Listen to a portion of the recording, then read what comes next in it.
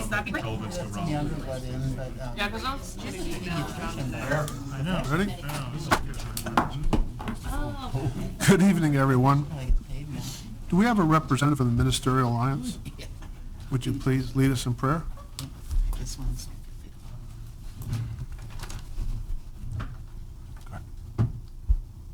Our Heavenly Father, we're so grateful that you brought us here this evening. We're grateful for life itself and the fact that we have the freedom to come together and meet in this fashion. I thank you for each person here. I pray that you will richly bless them and their families, and be especially with our community leaders, that you would guide them as they go throughout this week. May everything said and done be to your name's honor and glory. This is our humble prayer in Jesus' name. Amen. Amen. I'd like to open the meeting of June 17th. John, would you lead us in the pledge? I pledge allegiance to the flag of the United States of America and to the republic for which it stands, one nation, under God, indivisible, with liberty and justice for all.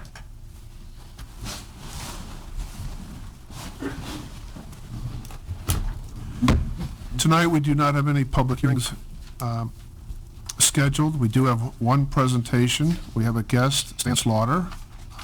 Stan came to us by way of, I guess, Ann and David at a conference, and they crossed paths. So would you like to speak to us? I'd like to. This is my first city council meeting, 4,000 appearances in 27 states, but my first city council appearance. So, And Stan, I'm called the Eco Troubadour, so. if you want to be there, then the folks at home can actually listen. Oh. Yeah. So this started a long time ago, in '91, when we first banned yard waste from the landfill. This is a song called "The Composters" that will go fast. Before you go into your presentation, could you tell us who you are, where you're Oh, from? yeah. And My name's what Stan Slaughter. I'm from Kansas City, Missouri. I work for Missouri Organic Recycling, one of the two largest compost and mulch making companies in the country, in the state. We have 65 employees. I'm considered a composting expert. My business is rotten. Thank you very much. But get all those jokes out of the way right away. But yeah, I've been a compost educator. I was the state educator for Kansas for 17 years, and I teach about this. So, and I usually take a guitar. So.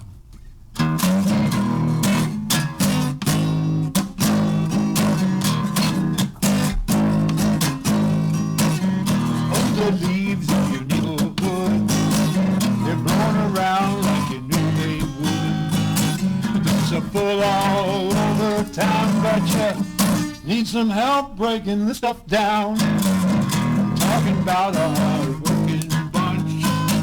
They take old leaves and turn them into lunch. They take green grass and turn it, chop it brown. You'd be amazed how they wolf it down. The composters, they're the chewing composters. Just screwing. I ain't gonna tell you just what you should do.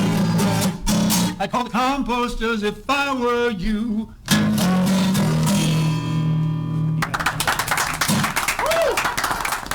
Thank you. That's the kind of thing. It's from my album called Rot and Roll. So I do a lot of school presentations, and I'm here this week talking to the 7th and 8th graders getting ready to go. They were at Rolla Technical this morning, kind of looking at what agriculture could be for them, and farming, and of course composting is a part of that. And then tomorrow I'm in Waynesville Summer School over at Waynesville High. So I'm going to show you a quick video. I think this is it. Is it F5? When do I hit F5? Oh, okay, it's here on the desktop. Not a PC guy. Okay, is this going to play? Okay. Wow. You have pictures? Then you just slide it to the other side. I'll just. The audio is not running. It's okay. I wanted to narrate it anyway. Okay. She's coming. Thank you. This has sound. And we need to click on this side. Sorry. Click on this monitor in front of you. slide over there. We'll get volume. Play at the bottom. Let's move it back over. Thank you. All right. Mm-hmm. Making mulch. Mm-hmm. I'm picking up the sound. I wanted to narrate this anyway. Okay, this is we make mulch, compost, topsoil, soil mixes, roof mixes for rooftop gardens in Kansas City. And it's still not moving. There's the finished compost we're starting with. These are the Legos that nature uses to build healthy soil. We have 5 locations like this.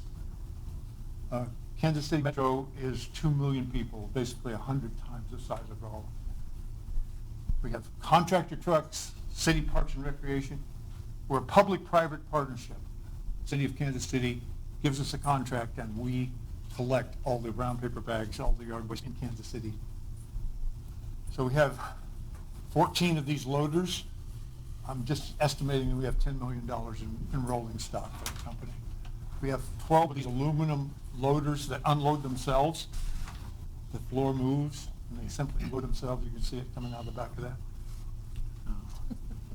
We have 3 1,000 horsepower grinders. That pile behind here is the first ground mulch that comes in, and we actually, our biggest product is mulch, red, brown, and black, and natural colored mulches.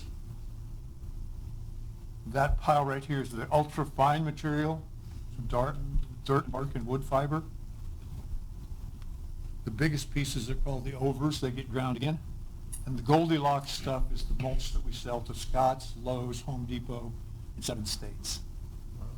About 400,000 cubic yards of mulch a year. So this mulch is actually going out to Scott's 5-state distribution area in Harrisonville, Missouri, about 20 miles south of us. We also have a fleet of trucks that travel 3 times a week to schools, grocery stores, corporate cafeterias, restaurants, major grocery stores. That's Price Chopper. That's some pretty good food going to us for compost, and unfortunately, we're working on that right now. This stuff is very heavy. We're collecting 50,000 pounds of food waste a day. We think it's 5% of the flow in Kansas City, unfortunately. And here it comes, 45,000. Actually, 13,000, and 3 of those are today. More than that. Our compost facility is in Liberty, Missouri, down in the bottoms. We thought we were going to lose $1 million worth of compost to the flood just recently. Came within 1.5 feet of the levees. This is a straddle turner. Another flow that comes to us is from the nonprofit harvesters at the food bank. Look at this pile of blueberries. Stuff that comes to them too late. It's already spoiled. Can't be changed. That's truckloads of bananas, They will eat it. onions, bread, and then we try to unwrap it, but we actually now have a $1 million machine that does this. This is from Lipton. This is 14 tons of tea grounds a day. Tea grounds? Yeah, coffee grounds, tea grounds. Okay, this is spices and soup mixes, things that are out of date, and we just mix that in. Not every batch. We add a little bit every batch. This is spoiled soybeans from a grain elevator. That'll set you free, man. That's some, what you're looking at there is the burrito. Yard waste on each side and food waste in the middle. We're fortunate enough to have enough leaves to mix in. What you see, Harvest Quest is an inoculant, bacterial product that makes our compost go really fast. The compost is usually on the ground for about 6.5 weeks, and that's all until it's finished. We make a premium compost that has ultra minerals in it, and even charcoal. You may be hearing about charcoal in the soil, adding it, holds water, adds minerals. You have a premium compost. I'm riding on the straddle turner right now. It straddles that row. The black stuff is the charcoal and the minerals. They go into our premium compost. That sells for $56 a yard. Our main price is $31 a yard retail. And what you see is some ground up cardboard, some plastic, some contamination, and some food particles. That pile is running at 160 degrees for 6 weeks. It'll cook the skin off your arm in about a minute. If you left it there that long, but you won't. And then after this time, we bucket it up and we have a gigantic screener separator machine. And it goes in here, that thing's tilted down, and if you watch this turner, you see this it's hollow. It's a screened material and it spins it that way. Plastic separated out, and any kind of solids that come out of it, aluminum, steel cans are recycled, and the rest is trash. It's still hot, although most of the odor, most of the ammonia has been taken out of it, and we let it cure for about another month. And 98% of it will go through a 1/4-inch screen. Very fine. Then we help consumers learn how to garden. We build this service called Sudden Gardens, and we help people understand gardening for the first time. So there's a lot of stuff going on at Missouri Organic. You can tell it's a lot of fun to be a part of this business. And I'm going to stop it here. Can somebody tell me, can I get out of this? Okay, going to escape. Okay. Okay, move it over there. Do what? Any hints? Okay, I didn't want. Okay, exit there. Okay, I'm almost done. Any questions on that one? You said there's something about a plastic bag opener or something like that? Oh, we pick up 50,000 pounds of food waste. Some of it come from elementary and junior high and high schools. They're not very good separators from their plastic, so we get a lot of contamination. You go to a grocery store. Who's the guy that's throwing away the food waste? It's the low man on the totem pole, early trained, didn't learn all he needed to know, just got hired yesterday. They contaminate the flow. We get plastics, we get all kinds of things. So rather than put it all through that 6-week process of cooking in the hot pile, we've now bought a $1 million machine from Italy. There's only 6 in the country. They grind all this stuff, slurry it, put water in with it, and spin it like a dry cycle in your washing machine. Splatter the food waste out. We get this really clean food paste.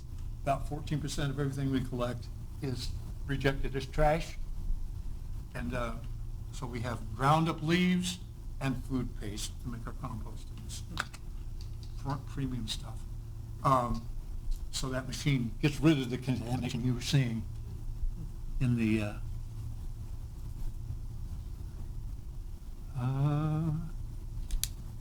I'm sorry, comes in the screen. Can I just drag it over? Oh, F5. Thank you. There we go. That's what they're seeing. Okay, you're up. Okay, I made some slides, and let's see. One of my projects as the educator for Missouri Organic Recycling came up with this idea of making a poster, which is the ideal city, the ideal setup for handling food waste without waste.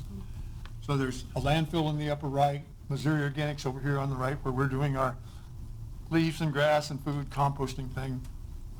Down in the lower right is the farm, and they're feeding food scraps to pigs, and they're composting their yard waste, and they're composting their manure from the barn, and they're spreading compost on their fields, and the crops go into the train that goes over to the industrial cornflake factory, and the industrial processing waste goes off to Missouri Organic. And then there's the grocery store in the middle on the bottom. That's donating good food out the front and giving waste food out the back. There's a community garden. There are individual homes that are doing the compost thing. We're applying compost to lawns. All these features that are the ideal food system. What you can't see is that if you saw this digital poster on our website, you'd be able to mouse over any section and go to a page that have lots of links and other information about it. So it's an educational project that was funded by the Solid Waste District in Kansas City to produce this poster. And we're seeking corporate sponsors and partners now to develop this. So that's just one of the things that we're doing here as an educational work. So I met Brady and went out to the yard waste facility today and talked about it. And this is actually a pretty good system that you have. There's a lot of honor system dropping off and relatively little contamination. But they want clean pallets and no construction waste. So what do we got here? Construction waste. right? There's no, maybe a GoPro mounted up high, I'm not sure. You know, a motion detector to see who these guys are. But there's some window frames. You know, we did a study in Kansas City. We surveyed people's opinions of recycling. We found that a lot of people were on board. Some people would do it if this were easier and this were easier. And we found out it was 7% that would never recycle no matter what we did. And if you look at the red can God has got there, it's jerks. So there are just some people who are not going to play. And what I see in Rolla is that this is the community spirit. There's a small town feel that's really nice. And there's maybe that's working well for you. We find oil cans in our brown paper bags. We find all kinds of really conscious, obnoxious contamination. And that's a problem. What you have at the end of this period is we sell it as mulch. It's not technically compost. It has too much wood in it. You could leave it even longer and it would become compost. But Brady believes that the people that are picking it up are using it to mulch with, and it's going to be soil, but it's not there yet. It's got a lot of carbon. If you wanted to make compost, you'd have to have a lot of green stuff. And green stuff is grass and usually and seasonally. And what we have, which is green, wet, smelly food, that's not seasonal, which makes it great for a compost operation. But getting food involved in this, you deal with the contamination, you deal with higher cost permits, you deal with much more equipment.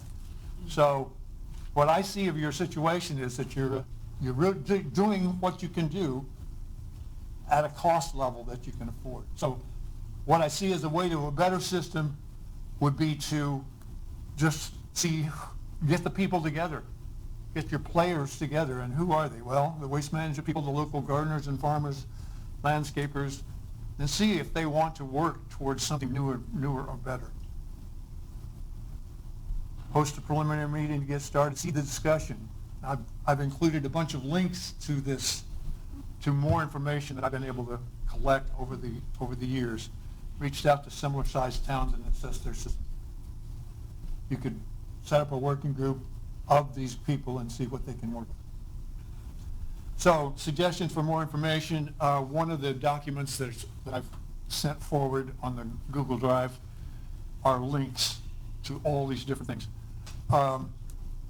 Community composting done right, best management practice for community gardens.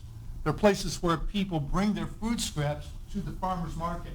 They collect the food scraps there, and then they compost them in the community gardens. Kansas City has 53 farmers markets. And so people can do that. Here it will be kind of hard. There's a great book called The Community Scale Compost Systems by McSweeney. It's a textbook for how to do this. Other kinds of links. We have a door-to-door compost service with 5-gallon buckets in Kansas City called the Compost Collective. And people hire them to bring them a fresh bucket and come by 3 times a week and pick up a 5-gallon bucket every time. And Missouri Organic gets that food waste too. And then I have a nice link on how governments are tackling food waste.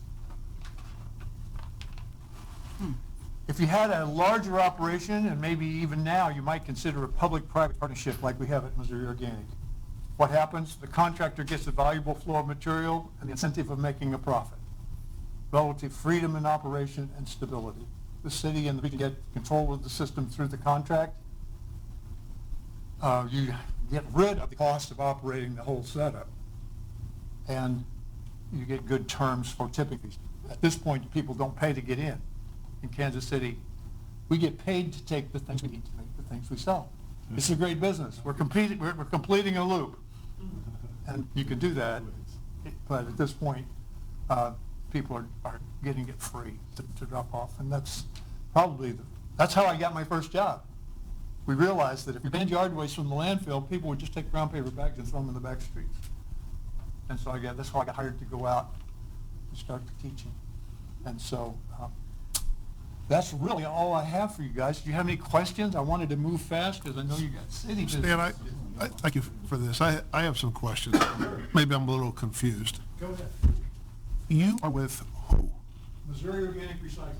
Okay. I'm, So the logo, Missouri DNR's logo on the I slides. am actually being paid tonight to come here by the solid waste district. Out of St. James, the Merrimack Regional Planning Commission, and Ozark River Solid Waste District. Okay, I've got a 2-day trip down here. okay. And what is it that you're suggesting we do or you do for us? So we obviously collect wood waste and things like that. We obviously mulch, we don't necessarily compost, but Right. what is it that you're suggesting we do? Well, food waste is a big deal. We're burying food waste in our landfill. It's a methane bomb. It's 60 times worse than carbon dioxide, and all that food waste will turn to methane. It's becoming a big deal, and the thing that's, I'm just talking about this now, sooner rather than later, even oil companies are talking about carbon credits. And carbon credits for diversion of methane will put incentive behind moving forward. Nobody's for food waste. You know, our system tries to get the very best usable food out of the system into feeding people and feeding animals. But making compost is a kind of a low priority. So what I'm saying is, just in the culture right now, food waste is a big deal, and maybe a better system to collect food waste, use the food waste that you're doing, obviously to step up in terms of cost. And so I'm not telling you what to do at all. I'm just kind of giving you a current events report here about what's up for the city. And I'm not a consultant beyond. So a number of years ago, Brady gave a Right. very similar presentation with Right. similar pictures and whatnot. 2014 and Yeah, and I guess the conclusion there was the capital investment and the collection costs and everything else was considerably more on any potential revenue. right. So- I agree. You agree, so The point is, why would we do it? I'm not saying you have to. I'm not saying it's a great idea for you. What's going now, what you have is working at the scale that you have. Some things that could happen if there were student groups or other citizens that wanted to help collect food waste and took it to private gardens, private compost facilities, backyards, community scale, which make better compost faster for our community garden, for example. I think the first step would be to do it in a small scale. Okay, so look at programs that are not capital or operating, Right. have operating. And outsource Okay. it into the community and to see if you can build a constituency for some future step up. And at 20,000 or so people, I don't know of anybody on that scale that's doing more than you're doing now, really. Yeah. One of the things I just want to say is that I know we get charged for how much goes into our landfills. So weight-wise, anything you eliminate is helpful, but, That may not be true. Oh. Recycling does not necessarily pay. There's a reason, there's a lot of cities and communities Right. around the country that are stopping recycling, so. because they can't get rid of that, you mean? No, because the cost of collection and recycling is greater than landfill costs. Gotcha. That's, Right. okay, so, but go on. It's not, right, so your point is that it's not always cheaper to get the food out of there if you have to handle it by using more equipment, et cetera. Right. But recyclables are light and food waste is heavy. It's 90% water. It's the heaviest fraction of the trash. So, Okay, any other questions? So I think our end result is we're gonna defer this to Brady to kick around and come back with Sure. the suggestions. Right? Actually, one thing which was, I want to say thanks again for Stan, having met him at the kind of workshop he put on, and him being willing to come and see what we had, and does sound like obviously a lot of investment, more than we can do right now, but I think just getting our heads in the idea of what a future could look like, maybe with other partnerships from other districts or other groups, maybe something could happen in the future. And I appreciate you kind of showing how it works in a place that has a lot more input, and at least on our scale, maybe it's something we can work to in the future if we start getting more in that direction. Thank you very much. Thank you. Moving on to the old business, first item is an ordinance amending section 2789 of the city code pertaining to stop intersections. I'm sorry, Darren. Did Darren bring a guitar? I don't think you want me playing the guitar. So a couple council meetings ago, staff was instructed to review yield condition at the intersection of Powell and 12. While we were reviewing it, we also reviewed some other intersections in the area and suggest making some changes. I've attached a map of the changes we're suggesting. And after last council meeting, we did remove one of those changes we had depicted on the map. The ordinance did not change it, the ordinance is the same, but there was a mistake on the map. So I'll take any questions. Just one, Ward 6, okay with these proposed changes? Any questions for Darren? If not, can we have the final reading? An ordinance amending section 27-89 of the general ordinances of the city of Rolla, Missouri, known as the Code of the City of Rolla, Missouri, pertaining to stop intersections. Second. Motion made and second, roll call vote. Reuter, Yes. Murphy, Yes. Jones, Yes. Schneider, Yes. Allen, Yes. Williams, Henry, Yes. Crowe, Yes. Muse, Yes. Schott, Yes. Eberly, Yes. 11 ayes. Ordinance is approved. Next item is an ordinance authorizing the execution of a contract for sale of real estate by Rolla Municipal Utility. Thank you, and just very briefly to recap, this would allow us to complete a transaction for sale of property. This is a surplus property we have next to Missouri Southern Seed on Old St. James. Happy to answer any questions. There's no questions, final reading, please. An ordinance authorizing the general manager of Rolla Municipal Utilities to execute on behalf of the city of Rolla a certain contract for the sale of real estate with Missouri Southern Seed Corporation. Second. Motion made and second, roll call vote. Williams, Yes. Jones, Yes. Reuter, Yes. Schott, Yes. Allen, Yes. Murphy, Yes. Henry, Yes. Crowe, Yes. Muse, Yes. Eberly, Yes. Schneider, Yes. 11 ayes. Ordinance is approved. Next item is a motion to withdraw consideration of an ordinance amending Chapter 27 referring to Idaho stops with bicycles. Amen. So moved. Is there a second? Second. Motion made and second. All in favor, say aye. Aye. All opposed? Moving on to new business, the first one is an ordinance approving the final plat of Deer Crossing East, number 4.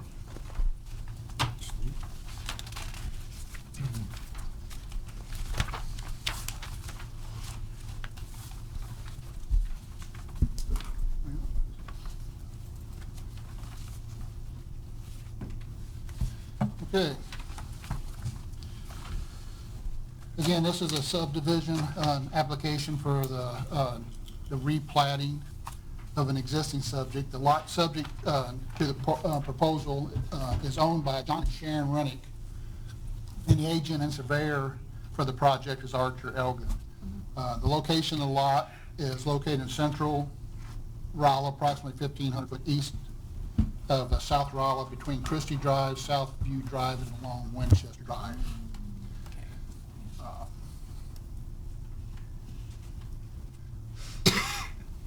This is a re-subdivision of an existing platted subdivision, and a land development permit will not be required at this time.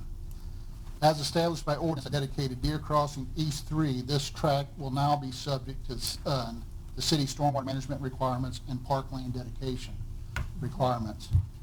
It was requested by Parks to accept land in lieu of fees, and it was also requested by Public Works to accept land to remove the floodplain area to prevent future development in this area, and it could be utilized for parking for trail and future park development. Lot 17 ultimately will be responsible for stormwater management requirements on future development. And sidewalks will be required prior to finalization of building permits. There has been no protest petitions or public comments to the department. The subdivision basically consists of 3 parcels. Parcel to the lot, which would be lot 16, is and I can't read that, I should remember, I think it's 23.22 acres. And it's highlighted in blue here and incorporates lots 3, 4, 5, and 6 below. The second lot 17 to the north, I think it's, I'm sorry, I can't read that. I should have had that written down somewhere. I think it's 43 acres. Let me pull that up. It's 43.77. 43.77, okay. That's the lot that actually the Rennick's home is on. And the tract to the north is called the Park Tract, and it's 4.2 acres. The Rennick's had, this time, went ahead and donated the parkland tract for lot 17 at the same time, which would allow the park to go ahead and do any types of improvements they would want. Again, upon future development, lot 17, they would be required for stormwater requirements, whether it be on-site detention or fee in lieu of. There's, like I said,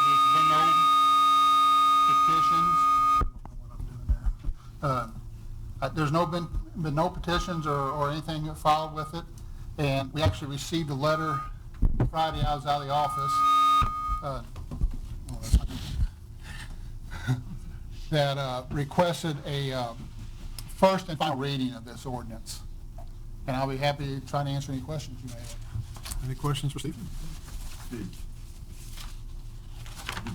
The parkland, is that going for a park or what? Yes, it joins on to Green Acres Park. It's actually a very, very good-looking section of property there. It's not like it's a hillside or rundown area. Jimmy Dale, are you asking if it's going to be developed or an undeveloped park?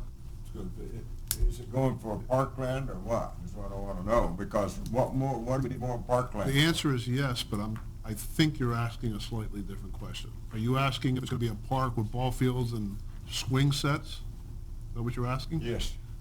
No. Floyd, you want to explain what you're going to do with that parkland?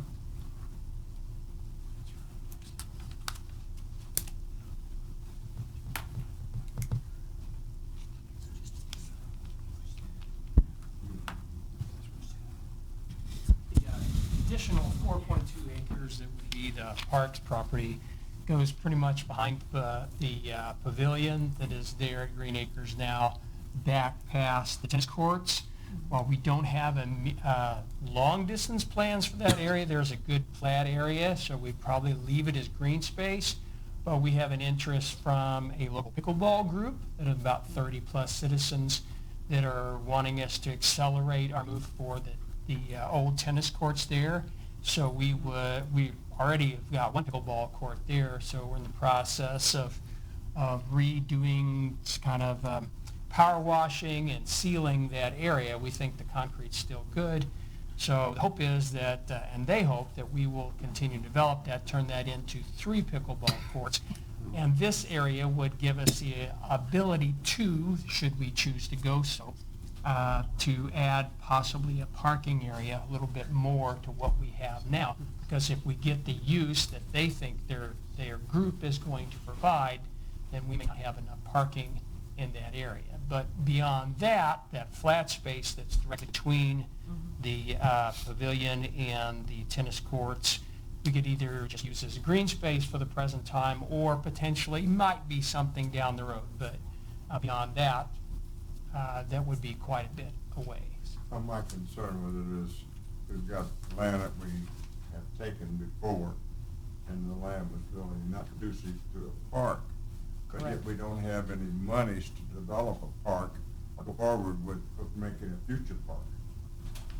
Well, the benefit about this, you're right, and you know, since I've been the parks director, I've tried not to take more parkland unless it was something either A, adjacent to the park, as which this could be, and B, something that would be developed. And as you remember, I presented to you about our parkland changes for the ordinance, and the whole point of that, with the extra stipulations we put in, is something that we could at some point in the future, should we choose to do so, be able to develop that.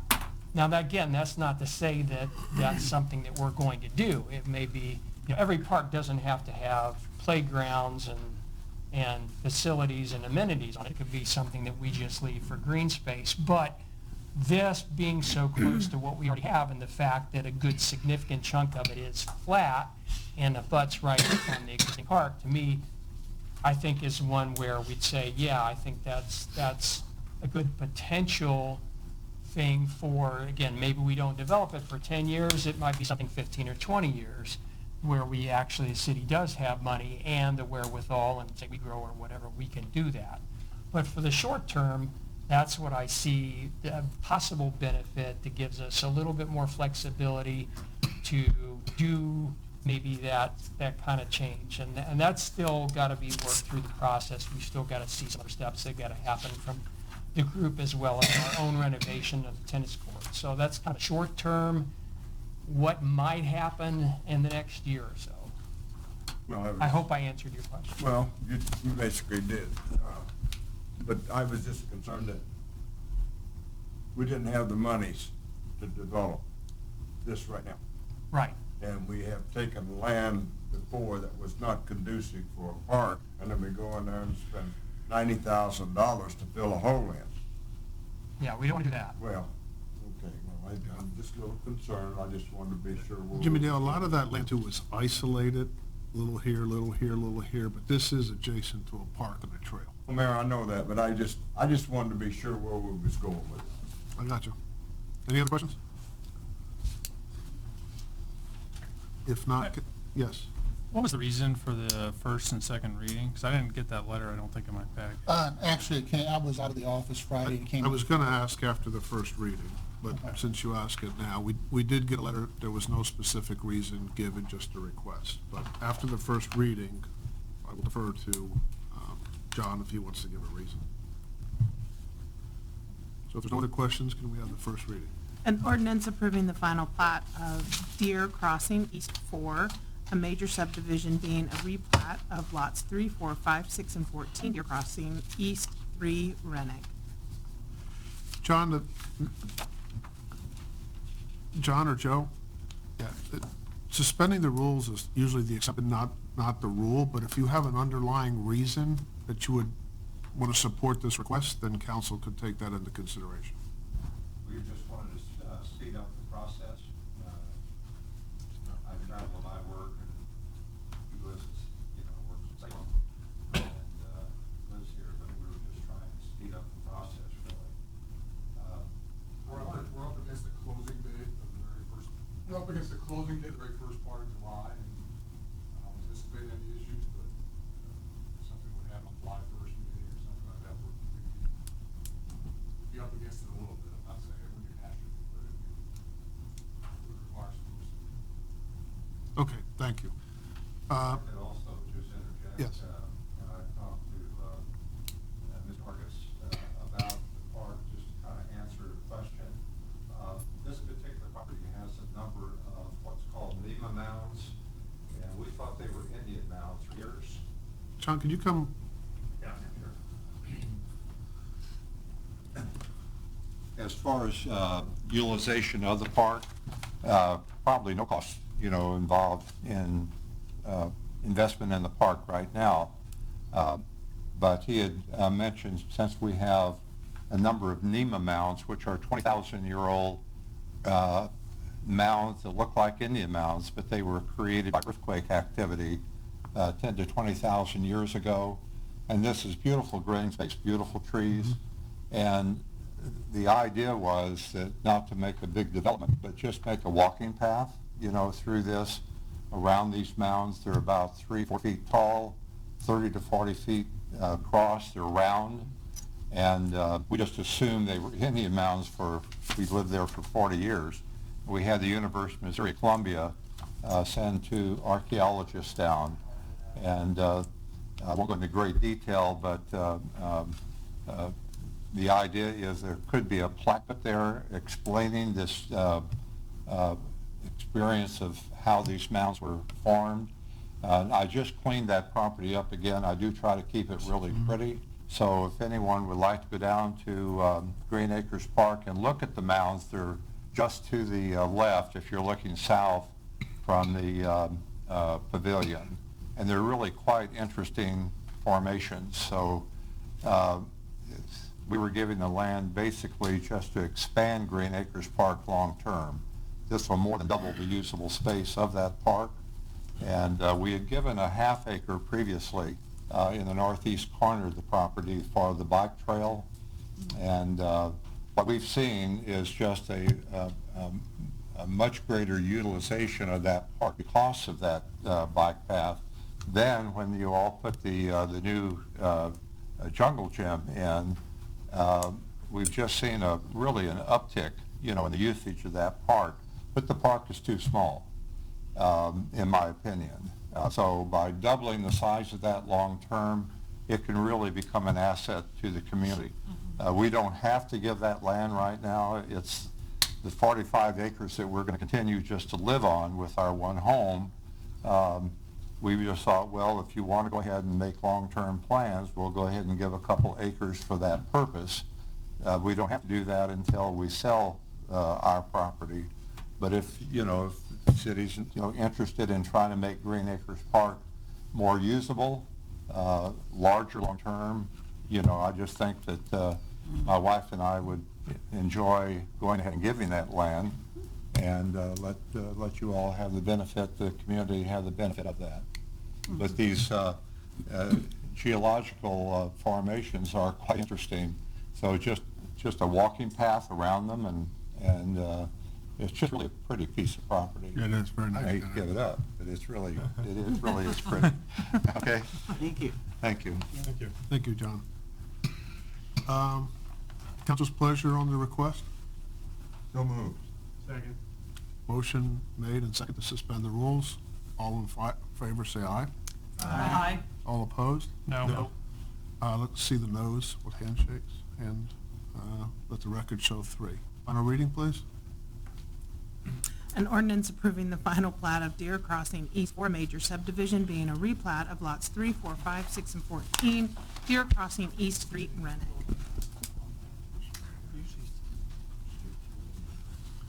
Is there a motion? So moved. Second. Motion made and second. Roll call vote. Henry? Yes. Allen? Yes. Murphy? Yes. Williams? Yes. Schneider? Yes. Mush? Yes. Jones? Yes. Eberly? Yes. Crowell? Yes. Schott? Yes. Ritter? Yes. 12 ayes, or 11 ayes, excuse me. Ordinance is approved. Next item is an ordinance amending section 3123, 3124 of the code pertaining to Parks Advisory Commission.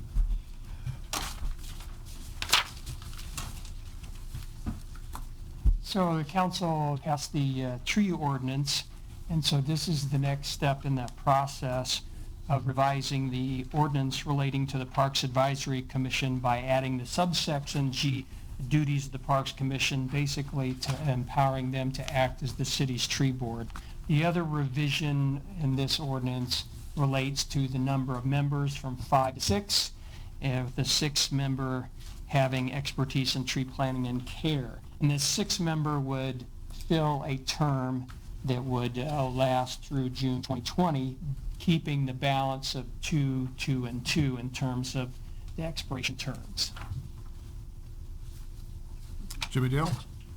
Well, I have a question for you concerning the question was brought to me.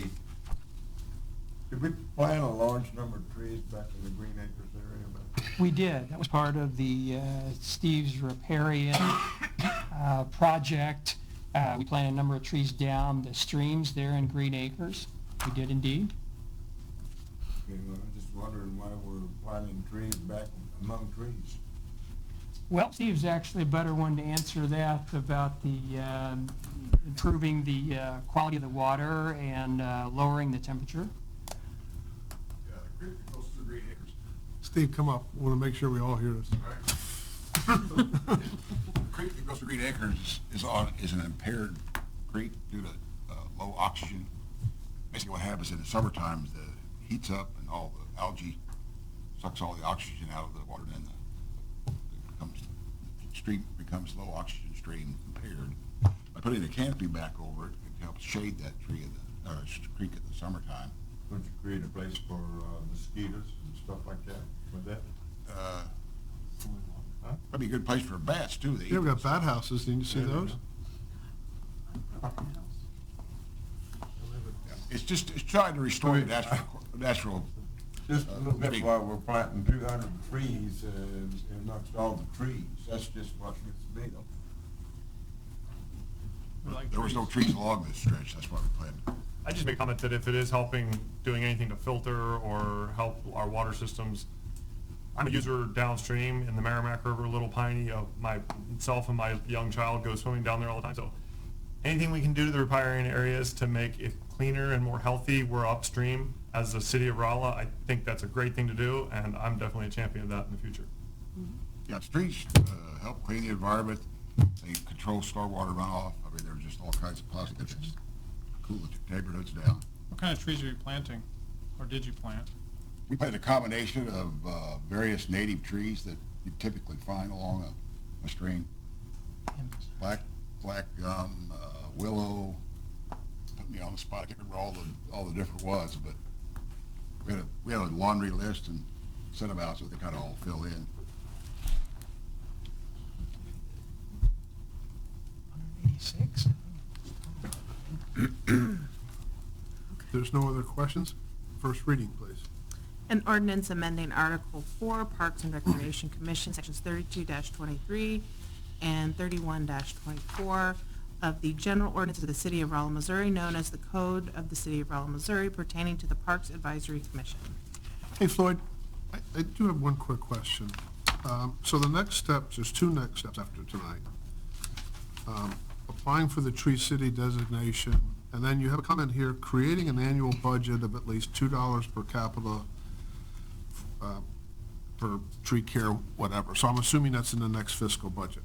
Correct. So if I recall, and I kind of keep coming back to RMU on this one, but my recollection is that a good bunch of our quote-unquote budget is actually RMU expenditures. Relative to tree pruning, yes, that's correct. And Okay, so- around the lines, power lines. Okay, so maybe, let me take one step back. My understanding, when we have the amount that we have to spend as a minimum, originally I was told that nearly all of that required amount could be covered by RMU and what they do, tree trimming and things like that. So is that a true statement or not a true statement? That's a true statement. Okay. I got clarification from the foresters about that. Okay, so when we say we're gonna prepare a budget, we, I assume, means the park department. How are you gonna incorporate what they're doing into your budget? How is Well- that gonna work? Well, there actually will be a three-pronged process, so it will be RMU, Parks, as well as Public Works. So we've been having conversations about what our typical average spend is by department, including with Chad with RMU. And so we've talked about what we're doing on a regular basis, everything broken down by staff time, numbers of people involved, equipment time, et cetera. Breaking out all that down in three basic areas: tree planting, which doesn't affect RMU, pruning, which does, and then removal of dead trees, which also affects actually all three of our departments. So it'll be a combination of all three of those factors. So each department will provide that information. Okay, so each one will do their own budgets, but when we put the forms together annually for Tree City, then we're taking the three components and putting it on one application or one report. Correct. Okay, I got it, thank you. Floyd, Yes. since we had that mulch guy here earlier, is Brady's operation also the mulching and providing mulch? Would that be something that could be factored? It is. We've actually had a number of discussions with the MDC on that. The only problem that kind of makes that a little problematic is the fact that they also take Phelps County part of that as well, so it's not just Rolla. And so, we might be able to get a percentage of that. So my last conversation with Russell with that on where that would qualify, it would But we'd have to be really careful, as he put it, not to muddy the waters, because it's also taking a stream from Bells County as well. So we'd have to be very careful on how we break that out. But because it's a mulching operation and it has to do with shrubs and trees, woody vegetation, it would qualify.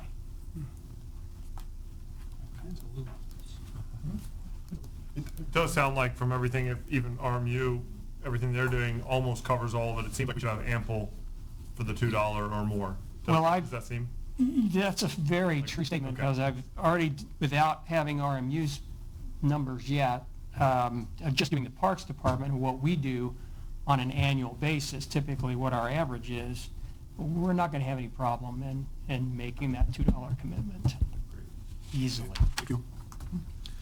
Next item, what do we got here? An ordinance renewing antenna and equipment space lease at Rolla National Airport. So the FAA has some equipment, and they've always had it in a really, really small, old little building that looked more like an outhouse than anything else. But when we redid and put the new pilot's building, that area was removed. So now we have a very small room. I don't think, do you have a picture of this? Yeah. You can put it up there.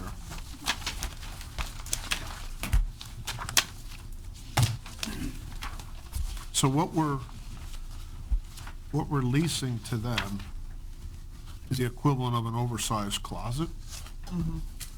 And this is not, they're not renting the space for us. They're basically reimbursing us for utilities and maintenance on that particular area. So the lease would be for $71 per month. Any questions on that?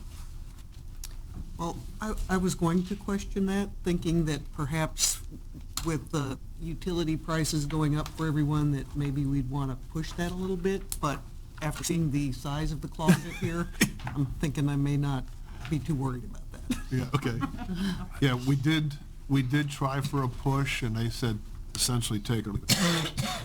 So Looks like they got the negotiating. they got the negotiating. They're the federal government. Who was negotiating with them? Who was that? Under the budget appropriation, it says $852. Does that mean that that's year. what we're That's the getting? year. Per year. That's the total? Yeah. That should pay for their. Guess we could lease every closet for $850. So What if we don't lease them that space? What happens? I think we respectfully ask them to move their equipment and get our closet back. But, Steve, is that true? Steve? The question is, if we do not want to lease the closet, what would happen? Basically, they would take their equipment out? We wouldn't have. Yeah, we wouldn't have a weather station. We'd have a weather station. Okay, well, that's your answer. I mean, I guess having had a little bit of experience in aviation operations, it is pretty important to have a weather station at an airport. Yeah. I'd say that's true. I second that. Boy, that's an understatement, Jody. No, thanks, Jody. A lot of experience came right Just out put it there. out there. Yeah, you know. That's kind of nice stuff. Well, and my question would be, are we needing that closet for something else? There you go. I'll take your money. I doubt it. Okay. Let's put it this way. When we built the building, we built that particular area knowing that this would go in there. First reading, please. An ordinance authorizing the mayor of City of Rolla, Missouri to execute on behalf of the City of Rolla, Missouri, a certain antenna and equipment space lease between the United States of America Department of Transportation, Federal Aviation Administration, and the City of Rolla, Missouri. I very, very, very rarely advocate for this, but given what the subject matter is could there be a motion to suspend the rules and move this on? So moved? Second. Motion made and second. All in favor, say aye. Aye. All opposed? No. Twos? Two noes? Me. Three? Let the record show three noes. Final reading, please. An ordinance authorizing the mayor of the City of Rolla, Missouri to execute on behalf of the City of Rolla, Missouri, a certain antenna and equipment space lease between the United States of America Department of Transportation, Federal Aviation Administration, and the City of Rolla, Missouri.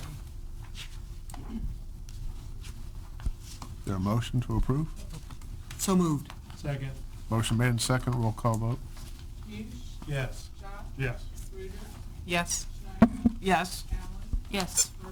Yes. Yes. Yes. Yes. Yes. Ordinance is approved.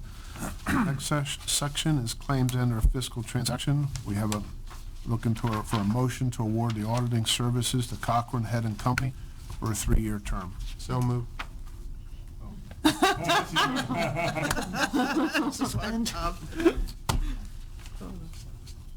Don't get them off. Oh. I was hoping that was real. So in your packet tonight, we received 3 bids for auditing services, and the staff is recommending the award to Cochran Head and Company CPA. I would like to go on record and say that RMU's lowest bid will be Holshaw Bloom and Company. We did not bid this as individual packets. They were very happy with the services and the timeliness that was provided to them. But because of the nature of it, the additional cost to bring another auditor's work into the city of Rolla's, both RMU and city staff have agreed to award to Cochran Head. So I'd be happy to answer any questions. So these aren't the same people that we had to do the last set of auditing? No, they're the new auditor. Okay.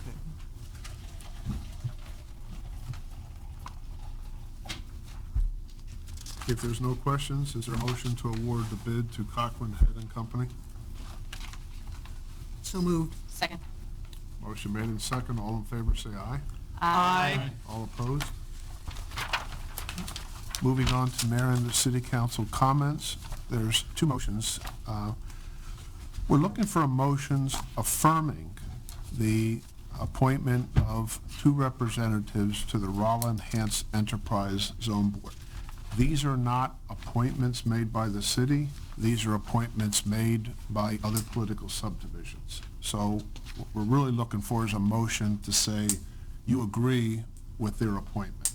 So that's the nature behind it. So the first one is Mr. Larry Stratman.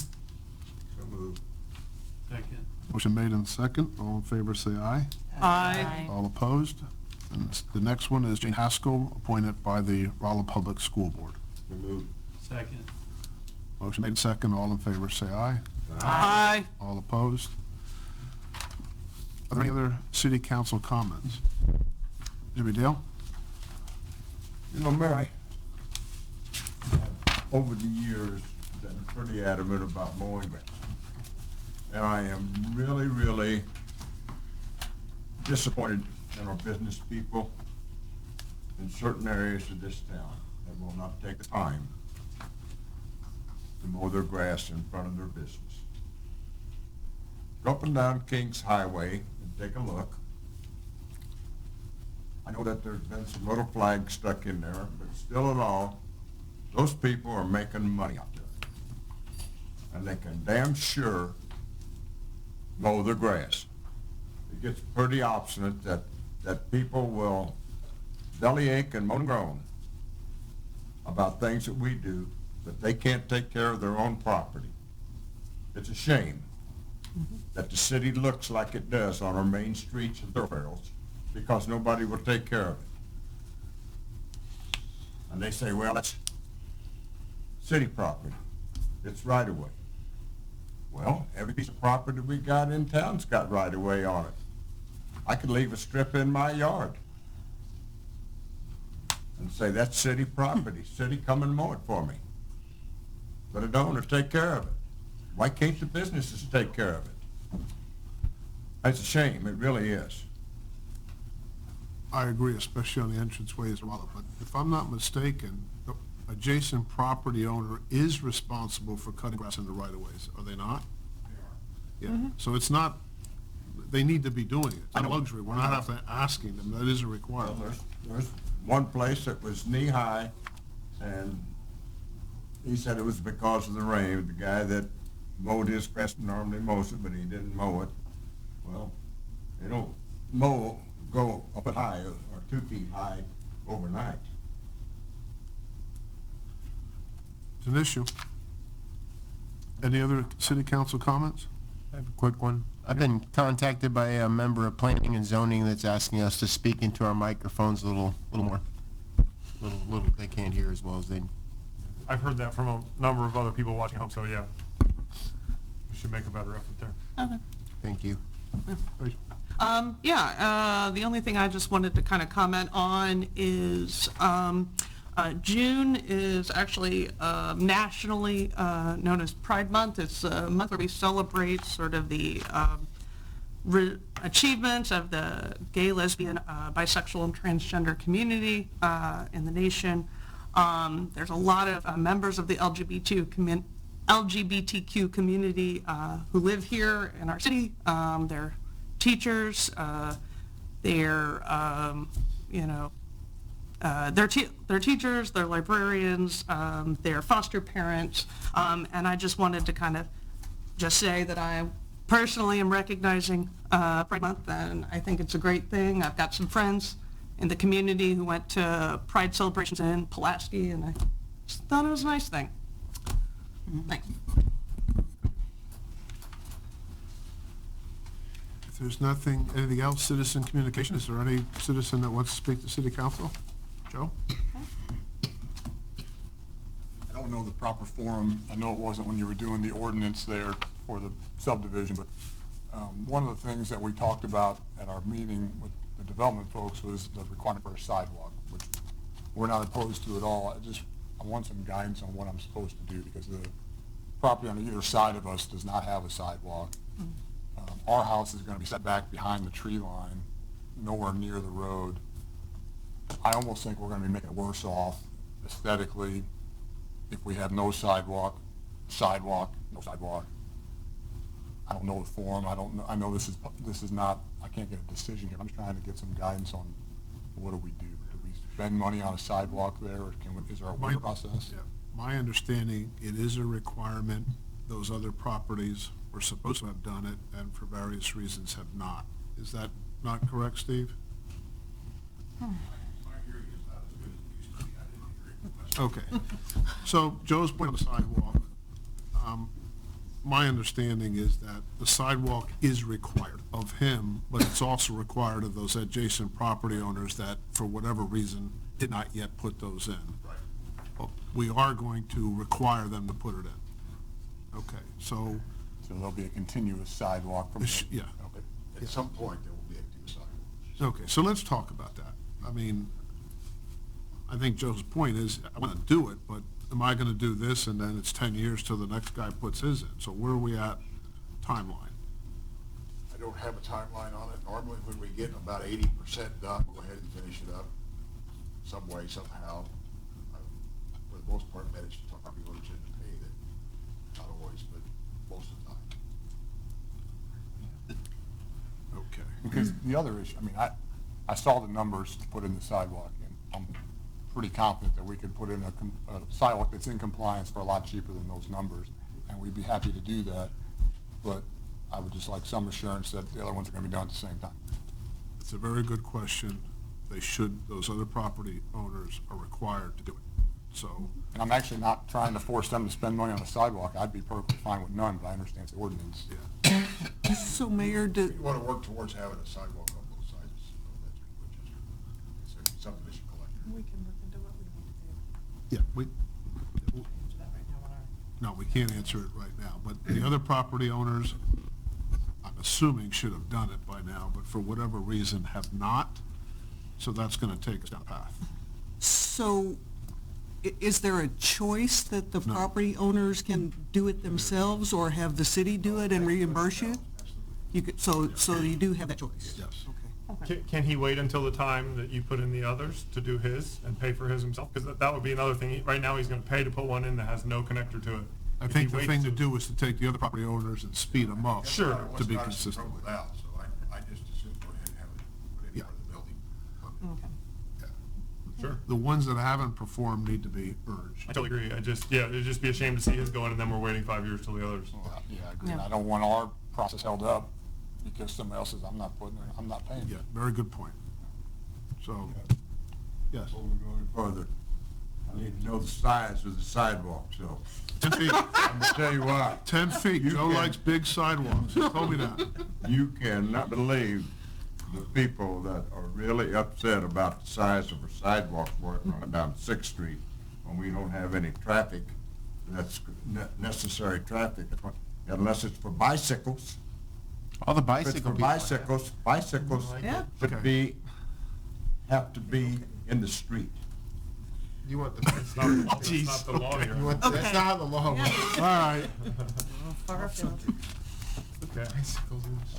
duly noted. So there'll be something to follow, we can follow. Yeah, up with Yeah. let's get with Steve and make the timing work Thank you. so it makes sense. Yes. Never mind. Steve, if I could get with you right after the meeting. Any other citizen communications?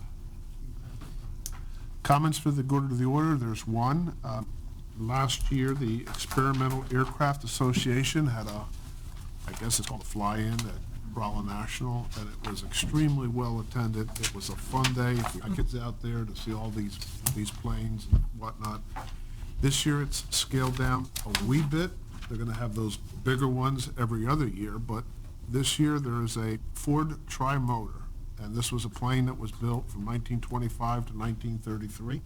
There were 199 of them made by Ford Motor Company in that period of time. They were principally used in the early age of civilian and passenger service, if you will, and there's only a handful of these planes that are left in the world. So they've got a nice event starting from June 27th through 30th. Nice time to attend. Any other comments for the go to the order? If not, we have two items for the closed session, one dealing with real estate, one dealing with a local legal issue. Is there a motion to go into closed session? Second. Roll call vote. Crown, Yes. Murphy, Yes. Schott, Yes. Schneider, Yes. Reuter, Yes. Allen, Yes. Jones. Yes. Eberly, Yes. Henry, Yes. Williams, Yes. Williams, Yes. Muse, Yes. 11 A's. That's always fun. By the way, Maps. you put a